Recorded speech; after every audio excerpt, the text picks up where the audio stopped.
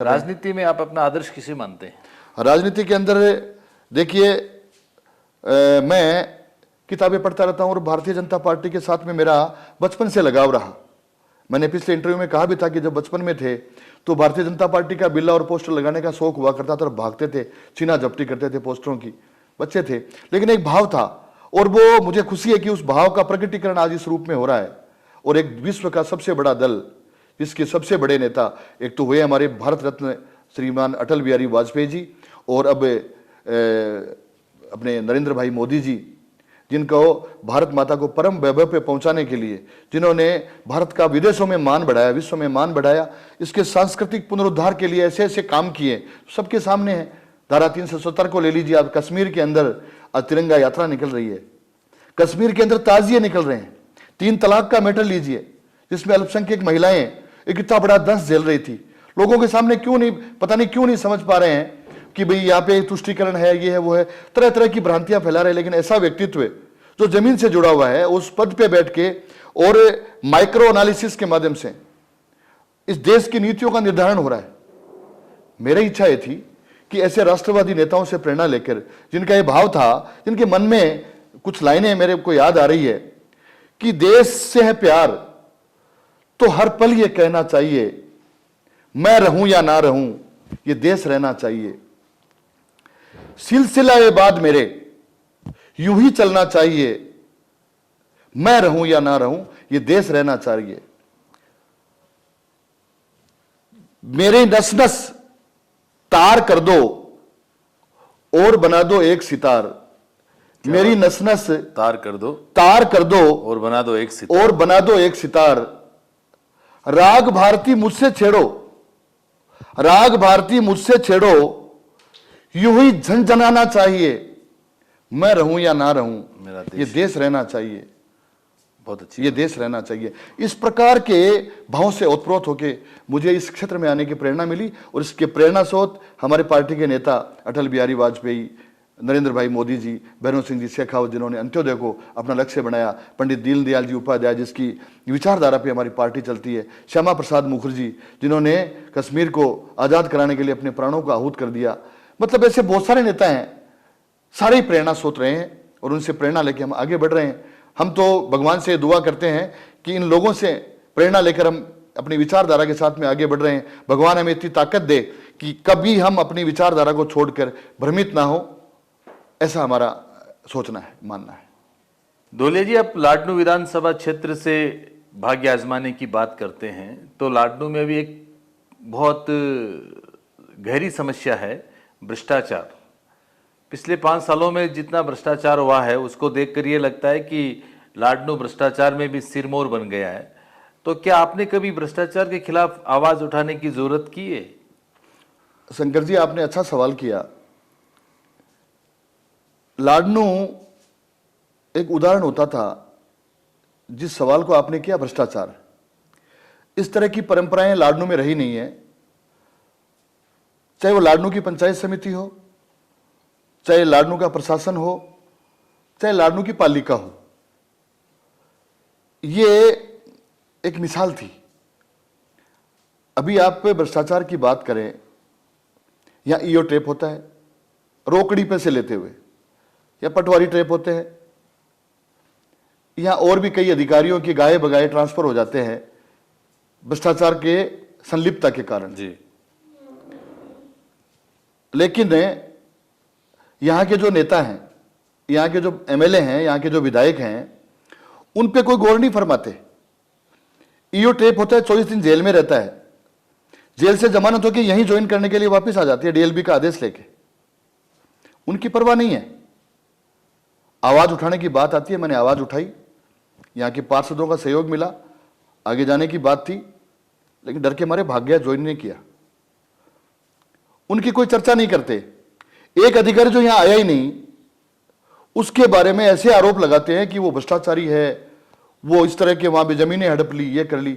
आप जिसको ये लगा रखा है, मैंने सुना है कि आप ऑलरेडी ट्रैप हो चुकी हैं, जेल में नहीं है। कभी आपने बोला?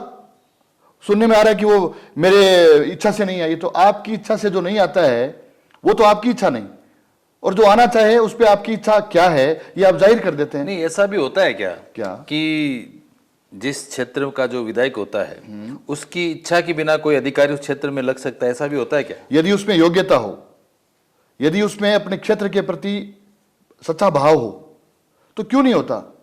आपको कहां जरूरत है धड़ेबंदी में पड़ने की? आपको लाडनू की जनता ने जिता के भेजा है तो आप जनता की सेवा में ध्यान दीजिए ना। कहां जरूरत है आपको भाला फेंकने की? अब रण भीषण होगा, फलाना होगा, ढिमका होगा, कहां जरूरत है? आपको लाडनू की जनता ने छोटी सी उम्र में लाड लड़ाया। अरे सर, मैंने सोचा था कि युवा बंदा है, उछल उछल के काम करेगा, जनता के बीच में रहेगा, जनता की सेवा करेगा। पंचायती करने के लिए सारी उम्र पड़ी है मेरे भाई। शहर के हालात देखिए, भ्रष्टाचार का तांडव मचा रखा है। आज भी पार्षद वहां पे नगर पालिका के सामने धरना देके बैठे हुए हैं।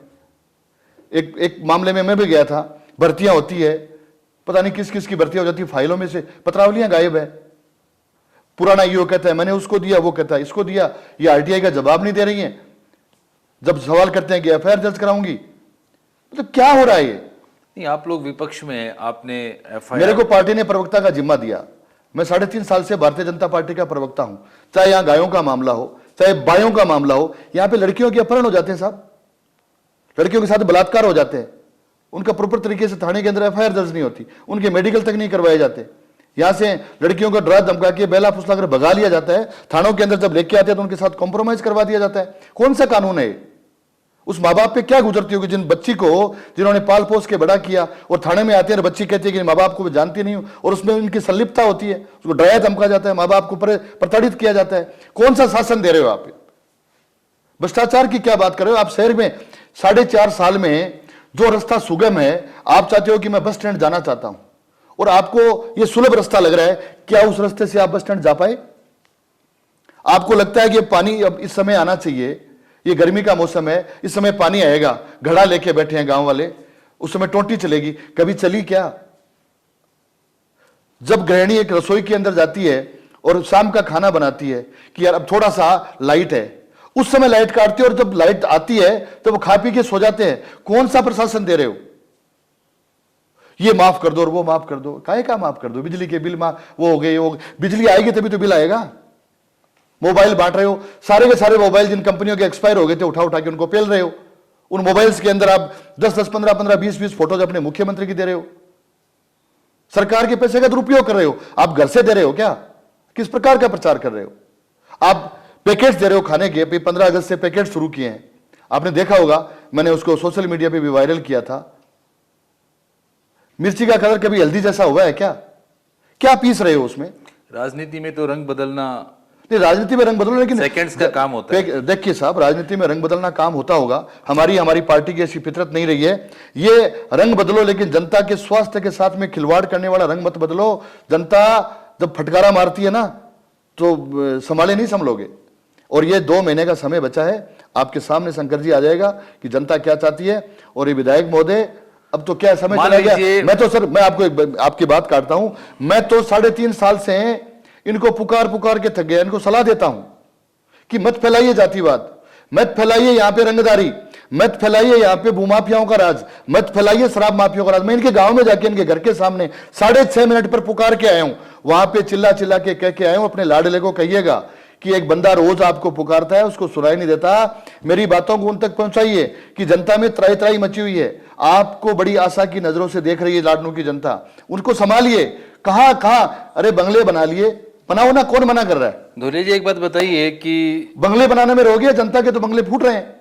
लाडनू की जनता आपको सहयोग करती है, ईश्वर का आशीर्वाद आपको प्राप्त हो जाता है और आप राजस्थान की सबसे बड़ी पंचायत विधानसभा में पहुंच जाते हैं, तो आप क्या करेंगे लाडनू?